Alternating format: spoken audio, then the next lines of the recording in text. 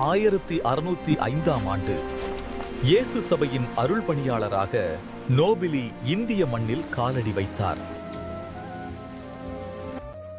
இந்திய பண்பாட்டை தழுவி துறவி போலவே வாழ்ந்து மதுரையில் நற்செய்தியை அறிவித்தார் நோபிலி. சேந்தமங்கலத்தில் தங்க அழைப்பு இருந்தாலும் அவர் அதை துறந்து சேலம் நோக்கி பயணித்தார். சீடர்கள் பிரிந்தபின் கூட அவர் தனியாகவே தங்கி நற்செய்தியை அறிவித்தார். மாரமங்கலத்தில் நாயக்க மன்னர் குடும்பத்தினரும் திருமுழுக்கை பெற்றனர். கோனூர் பகுதியில் வாழும் மக்களே, இறைவன் நம்மை எப்போதும் காப்பாற்றுவார். மேட்டூர் மற்றும் கோனூர் பகுதிகளில் அவர் நற்செய்தியை விதைத்தார்.